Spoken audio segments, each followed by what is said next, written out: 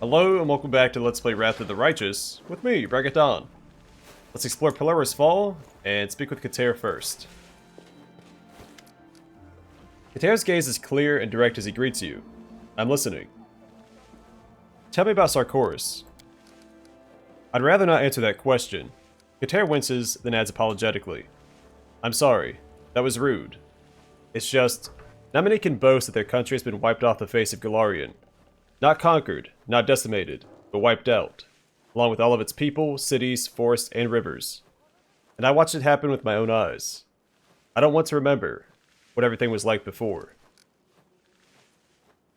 Do you know anything about Arilu Vorlesh and the opening of the World Wound? May that witch be darned for all of eternity, along with her progeny, if she has any. Uh-oh. Yes, I know about her, though not much. There's no respect for arcane magic at Sarkoris, and there are reasons for our distrust. Divine spellcasters always have someone above them, someone who can control them. A dishonorable priest or a paladin will lose their power immediately. Even with the priest of an evil god, an enemy, you still always know who they are and what to expect from them. But there's no higher authority for wizards. Nothing limits their might, or their experiments with the very essence of the world. Our elders tried to control this chaos as best they could, but they did not wish to be harsh. They didn't execute offenders on the spot. They simply put them in prison. That's a good idea, putting all your most powerful spellcasters in the same location and making them angry. Wizards weren't even forbidden from practicing magic. They simply had to do it under supervision. But with Arilu, everything went wrong. The witch managed to reach out to discard directly from the fortress where she was being held, then served up her country in a silver platter to the Lords of the Abyss. How do you manage to keep your life in the temple a secret? We made everyone believe that Pulura's Fall was destroyed along with Sarkoris. We staged the destruction of the temple. It was 100 years ago now, but those of us who had families didn't even get to say goodbye. We couldn't let anyone from the outside world know that we were still alive and hiding in the temple. Since then, only a few of the most experienced rangers are allowed to leave the temple and go on raids. We do it secretly, pretending to be crusaders or cultists. We go to great lengths to ensure that we are not followed. So far, our tactics have been successful. We survived here for 100 years. I hope things continue that way. Locked up for 100 years to keep their watch. Forgotten by everyone. Sounds familiar. Noticing Katair's eyes on him, Land bows his head politely. I'm not judging. Your post. Your watch. I have to go. I'm gone.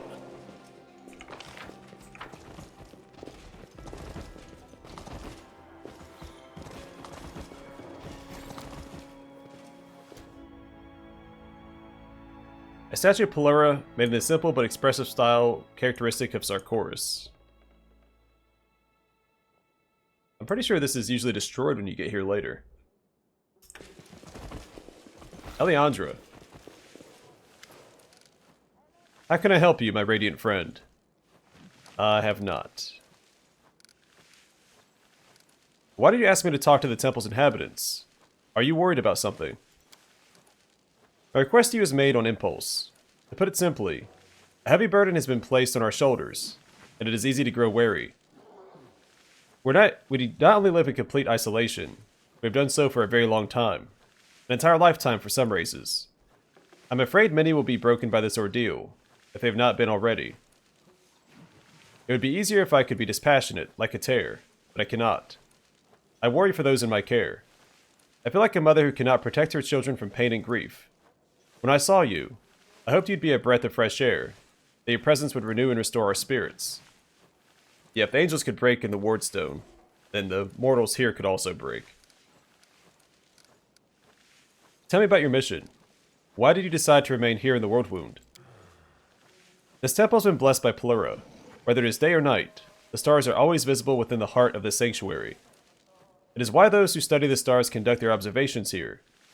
Moreover, if we ever hope to understand the World Wound, the only place to study it is within its very borders. If we leave Pulura's Fall, all the work we have done over the past 100 years will be lost. You may be wondering why this work is so important. The answer is simple. We're looking for a way to heal the World Wound once and for all. There are many years of study, We've discovered that the world wound cannot be closed like an ordinary portal or a planar gate. So I'm pretty sure I read this already, but we've already started, so we'll finish. Because it is too much like a living creature, always growing and changing. The world wound does not simply exist on its own. There is something else that sustains it, and until we understand what that is, our efforts to close it will never succeed. However, we have achieved much over the years. We have disproved numerous theories and trialed various research methods. Tracking oscillating energy levels across the world wound led us to an important discovery. The world wound has a heart of sorts, at the place where the wound was first opened, the Threshold Fortress. We've also found a way to weaken the heart, along with the demons that inhabit it. We'll imbue a mighty artifact with both the power given to us by Pulura and the memory of the priests of Sarkoris. It will weaken the connection between the Threshold Fortress and the Abyss. This artifact will clear the sky above the fortress and set the sacred northern stars ablaze. Even if this doesn't heal the wound, it will give us strength to those attacking its monstrous heart. Excuse me. Tell me about Sarkoris. Eliandra's face lights up in a smile. It was a wonderful land, even if many thought it savage and wild. It still lives in my memory, as if nothing has changed. I can see the barges gliding across the surface of the lake. I can smell the fresh air, and feel the wind on my skin as it moves through the green forests. Sarkoris has never ruled solely by one person, nor was it governed by a single faith. Clans lived in accordance with their own customs, and settled important issues through lively debate and communal meetings. Matters involving the whole country were decided in Eyes, by a gathering of the elders, priests, druids, and chieftains, who worshipped Aristo and Pulura, the spirits of our honorable ancestors, the sanctity of nature, and a dozen different deities and magical creatures. That is what Sarkoris was, a land of freedom. However, Eliandra's eyes grow sad. That freedom was not extended to all. As I think you know, only the magic of druids, priests, and other divine spellcasters was considered honorable. Those who used arcane magic were treated with suspicion, which grew into hatred. It grieves me to remember this, for our hatred was returned to us in full when the witch Taeriell took vengeance on those who had hurt her. What do you know about Taeriell and the opening of the world wound? More than some, but not as much as I would wish. I've been to Threshold, the fortress where outlawed spellcasters were held, and where Taeriell conducted her monstrous ritual. I even saw the betrayer in the flesh, though only briefly. Taeriell was rumored to be a dangerous witch. For many years she had lived in isolation, carrying out strange experiments in deliberate obscurity, but she was noticed in the end. The best witch hunters tried to capture her, and it is said that many of them perished in the attempt. But when I saw her, she was no longer a dangerous enemy. After many, many days in a dungeon, she was nothing more than a pale shadow. I was told her spirit was already broken when she was brought to Threshold, and she gave the guards no trouble. However, I think it is safe to say now that her compliance was simply a ruse, a cunning deception. It looks like Eliandra here is missing an important piece of information about Taeriell, why she was broken when they captured her. When the wound opened, it shook the world. My Lady Pulura, in her heavenly wisdom, was one of the first to realize the magnitude of the threat, and sent her priests a vision, along with an order to run and hide. But many couldn't find it within them to obey this order.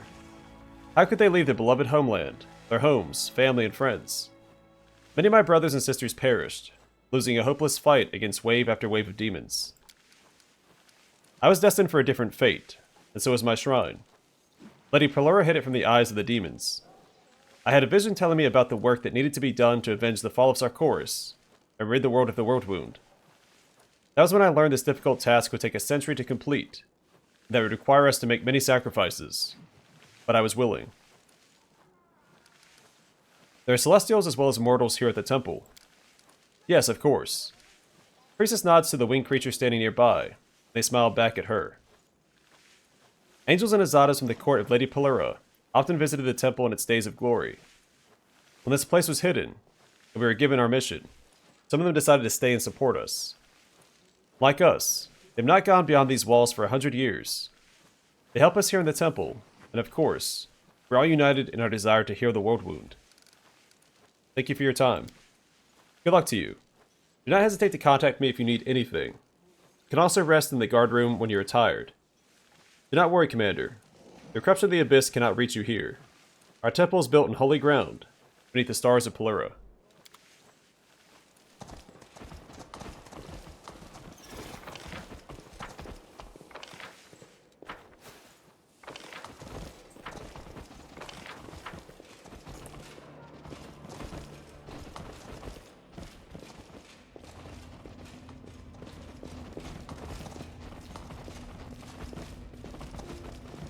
My will is resolute. I'm rather proud of this one. An inscription in Hili that reads, O Sarkoris, all our tears are for you, our lost land.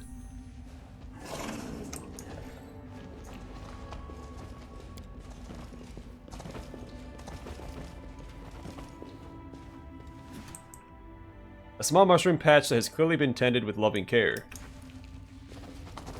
We do it my way. The concerned guard is probably someone we have to talk to.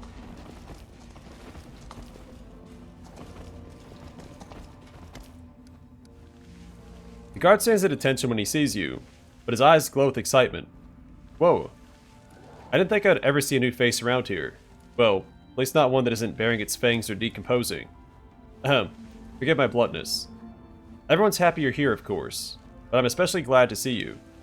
Sorry, I'm just talking nonsense now. I tend to start blabbering when I get nervous.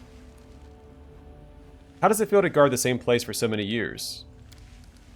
To tell the truth, I don't even notice the years as they pass. I just get up every day and do my job. Of course, I could go visit the scholars, look at the calendar and be horrified. But what would be the point? Even before the demon showed up, I made a vow to defend this temple.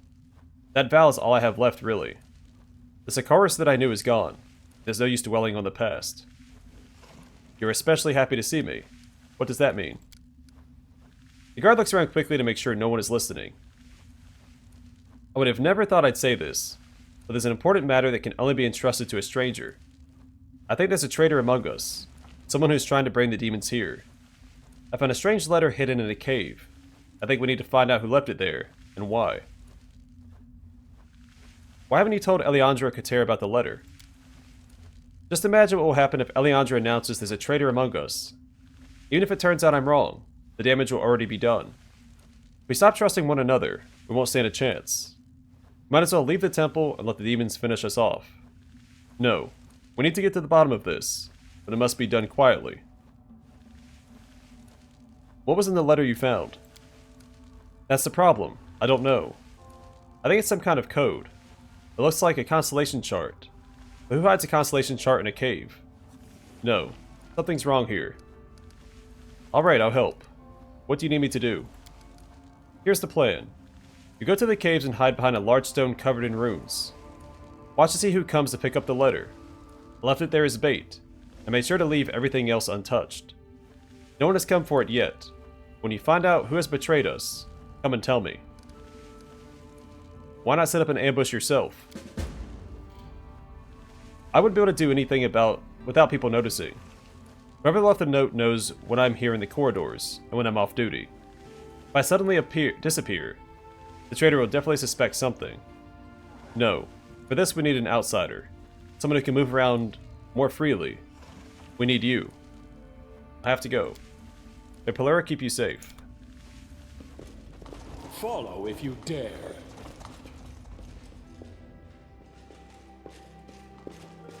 I'm willing to bet it's not a traitor, but it's probably two people having an affair.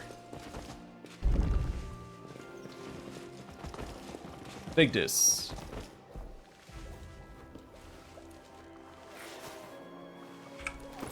That's right.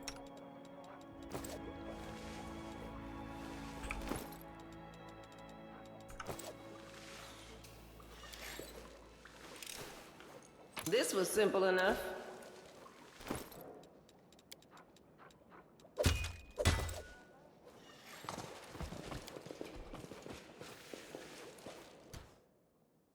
Someone has put out a plate of food scraps near a hole in the wall, hoping to tame some small animal.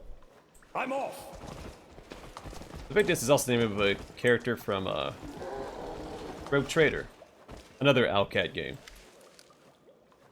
A tiny old woman runs her bony fingers on the tops of several magic scrolls, her lips moving silently. Who are you? The Edelman squints short-sightedly. And who are you? The voice is not familiar, and I can't see your face. No, I don't know you.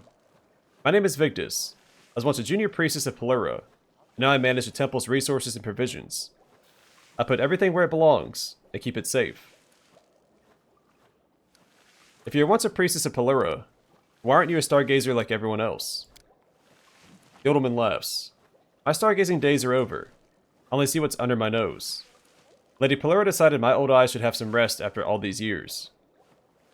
Are you a traitor? A traitor? No, no. There's no trade in the temple. Who would trade with us? I make sure everyone is fed and their needs are met. Whenever anyone brings anything to the temple, they give it to me. Have you brought me something? Or perhaps it's the opposite. It's something you wish to take. Everyone is free to take what they need. What if I want to take everything? Then you must have great need. Everything here belongs to everybody. Show me what the temple has in its stores. You may take or leave whatever you wish. Everything here is as much yours as it is ours. I mean...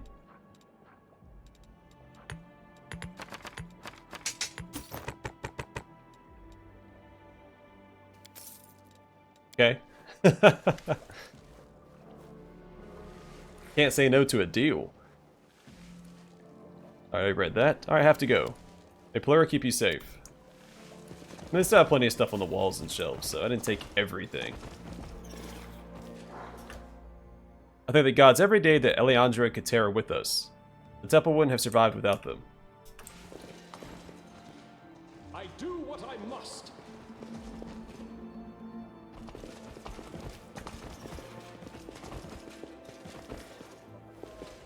It's old Katair again.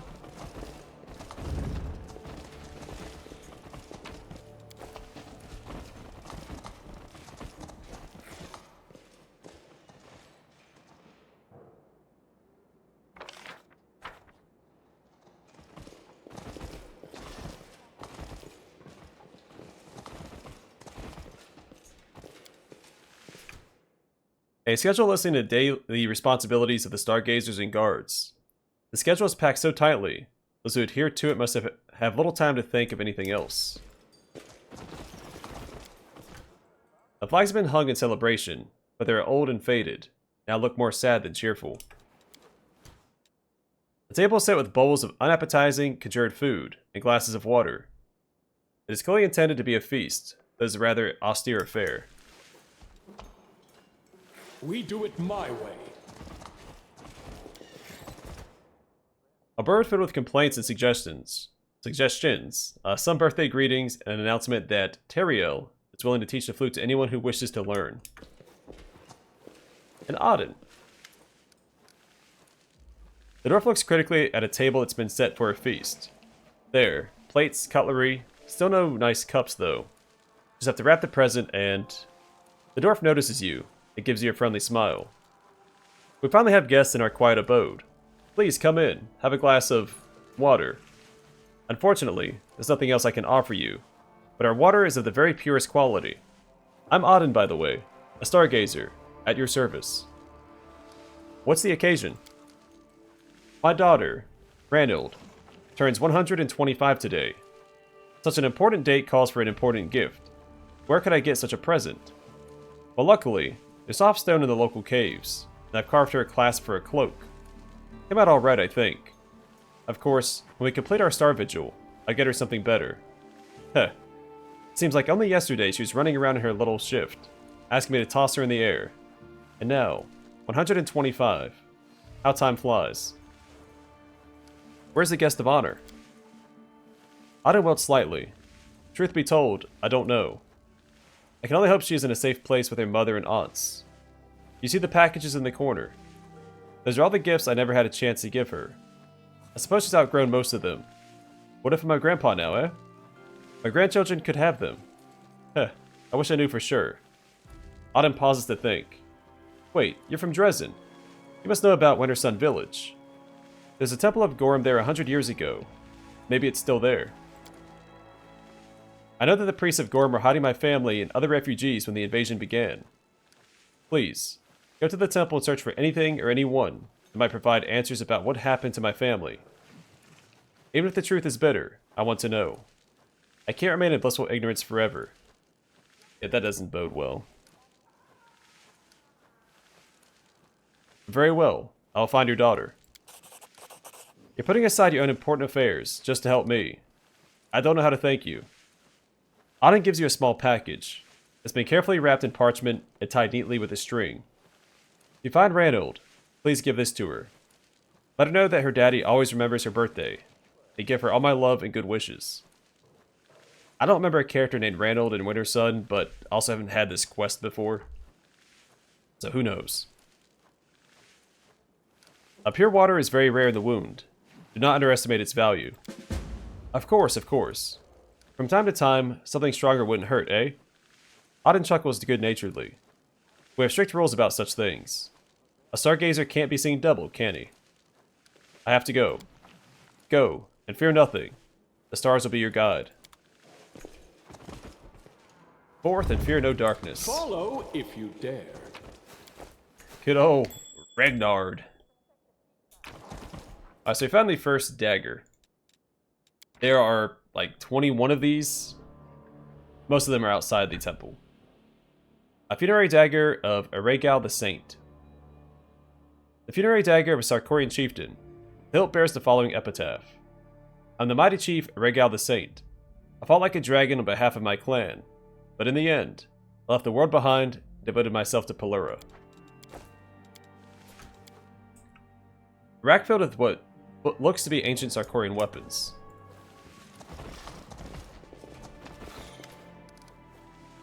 A pale young man is staring at you. Incredible. I didn't think anyone could find this place. You're a gift from heaven. Oh, I mean, forgive my rudeness. I'm Regnard, a stargazer. I'm very pleased to meet you. I think you might be the only one who can help me. Why am I the only one who can help you? The undead roam near the entrance to our caves. They were once great warriors, but now they're just corpses, raised to undeath through some foul ritual. I've become very interested in one of them. You see, I studied the history of Sarkoris. Legend tells of a great ruler named Elbaraj,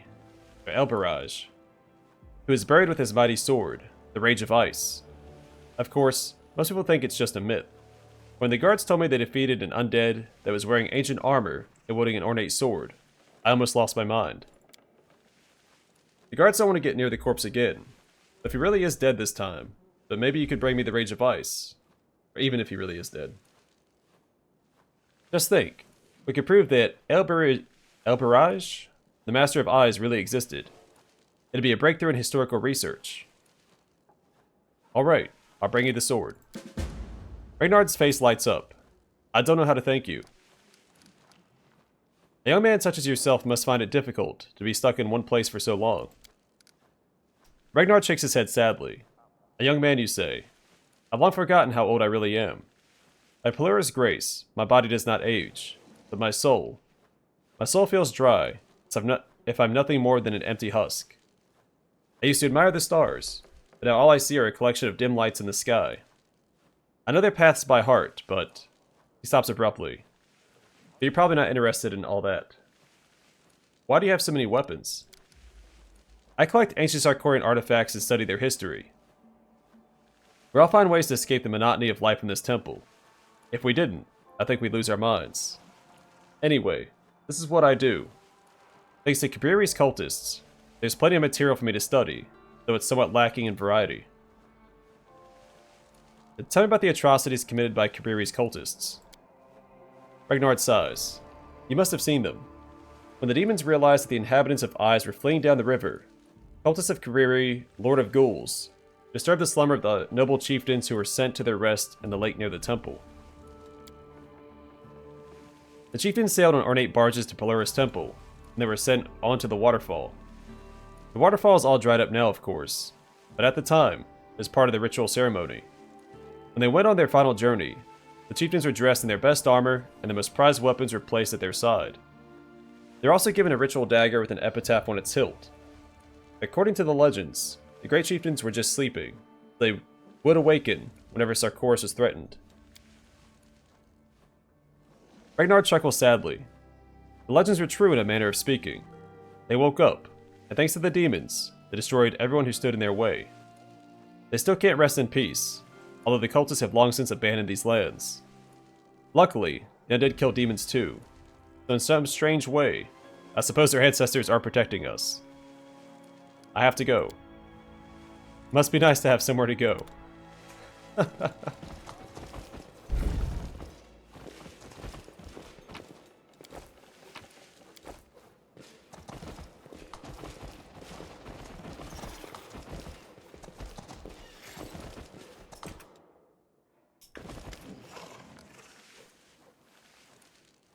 An elf stargazer is studying a pile of parchments.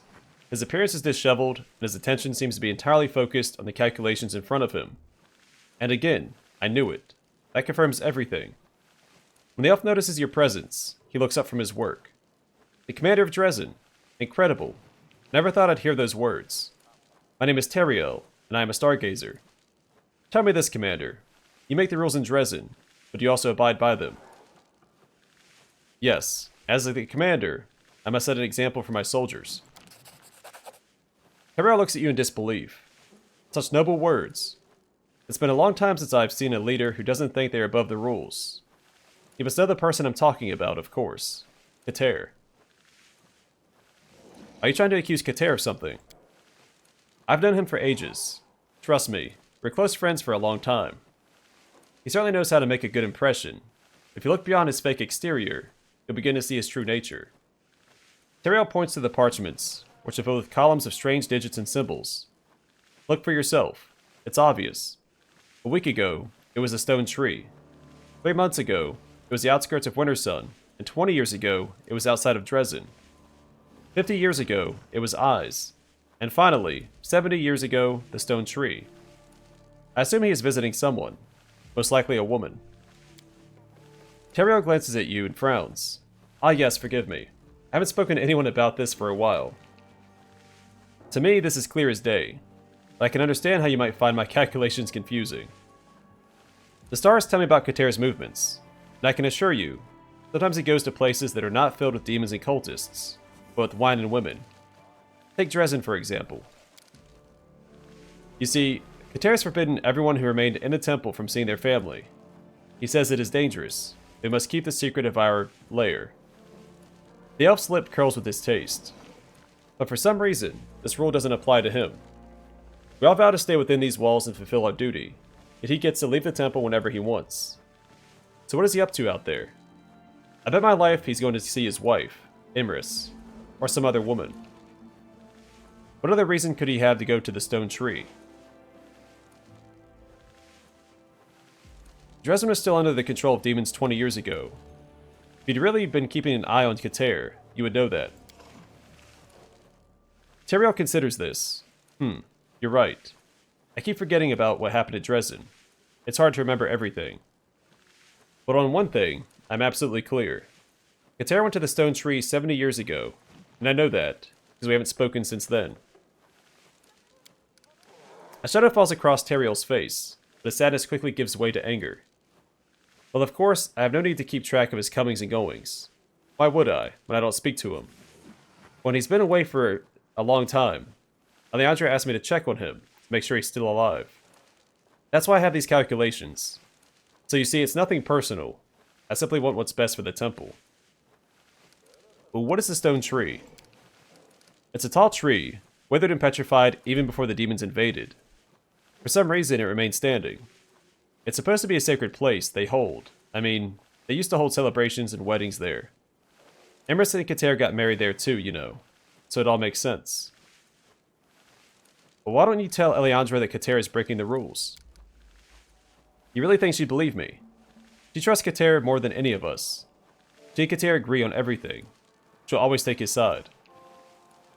Alright, I'll find out where Katair goes. Taeriell nods in satisfaction. Excellent. He definitely stopped at the stone tree. I wouldn't be surprised if he's cozying up to some beauty from Wintersun in a cave somewhere. He's probably feasting with her, and laughing at us fools for trusting him. I have to go. May Pulura keep you safe. Now, where did I put my quill? I'm off.